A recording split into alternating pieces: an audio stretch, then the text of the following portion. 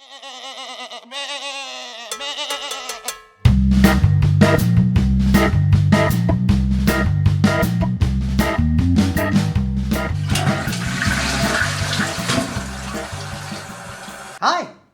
welcome to my first ever podcast. That's right, podcast. I know what you're thinking, because it's called a podcast. There are a couple of different approaches I could have taken to this. Welcome to the podcast. Welcome to my podcast. But I really felt like this approach was best. Yeah, because essentially all I'm going to do is I'm going to sit here and read the newspaper. You remember newspapers, right? Those things you use for...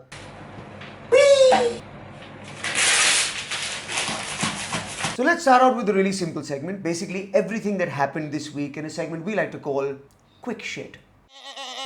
So this week the government banned meat. For 1 week they were like, nobody will eat meat.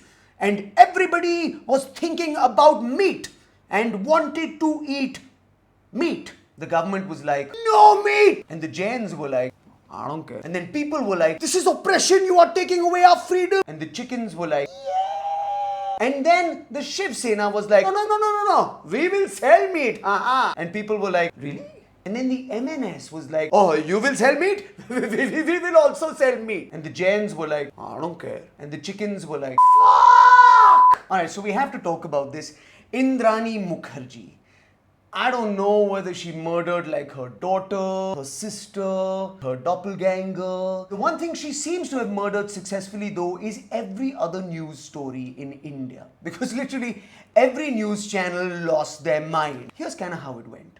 Good evening, India. Namaskar. In a tragic story, in an exclusive dripping with juice, पशुपालन के एक बहुत आयामी क्षेत्र, an alleged murder, a basket of ratings, आधुनिक fertiliser के इस्तेमाल, the creme de la creme of society, these bourgeois pigs, Kharkhari गांव हरियाणा से, Indrani Mukerji, Mrs. Satan, Ajmeri टमाटर, stands accused, is guilty, 22% fructose, the police evidence and investigation, my gut instinct, फसल की नालिका, that and other stories, nothing but that story, दूध की शुद्धता, night at 9, all day long, किसानों की मर्यादा, on NDTV. NDTV. Now it's time for another segment we like to call Random Shit. I love this headline. Indian government charged with flip-flop over Indo-Pakistan talk. Basically what happened is, first we said the talks were on, then we said the talks were off, then we said okay, we're going to talk but only about certain stuff like first base, second base kind of shit, and then the talks were totally off. So the Indian government was charged with flip-flop. How do you even charge somebody with flip-flop? The victim has some very serious charges against him. Read the charges, bailiff. Flip-flop, fiddle-faddle, floobity-goobiding, and whipper-snapping. So cute. What else is happening in India, ladies and gentlemen? Oh, wait.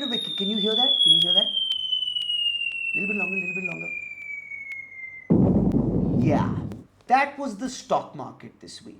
It fell 1,675 points because basically China decided to go, What is our currency worth? A few dollars. Okay, we take it down 2%. But why? To f people up. I don't understand. What don't you understand? It's a simple devaluation. No, why you sound Japanese? Oh, arigato. What else happened in the news this week? I love this. This has got to be my favorite story. One Direction is taking a break. They're now disbanding. And I don't really have a punchline here, but can I just say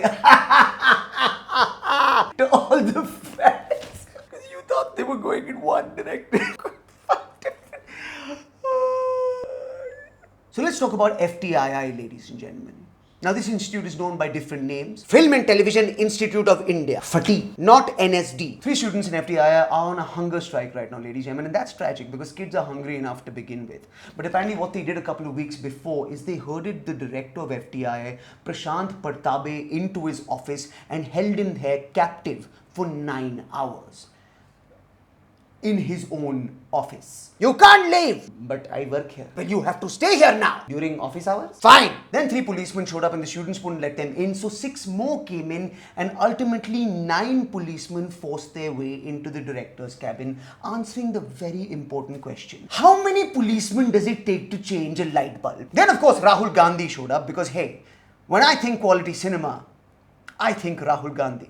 Hey Rahul, I've got this great movie plot, right? So this politician goes on Arnab Goswami's show, then his political career is dead. Nobody knows who killed it, huh?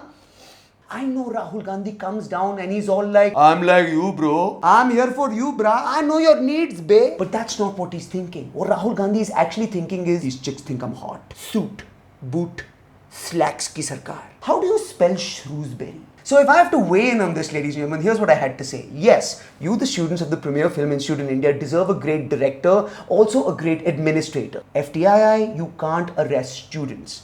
And these politicians' kids are there to salivate like vultures around the bleeding carcass of your issues. So beware of them. Now, ladies and gentlemen, it's time for another segment we like to call crappy ads. I like this one. It basically said, if taste buds could tweet, Muesli would be trending. You're damn right, Muesli would be trending.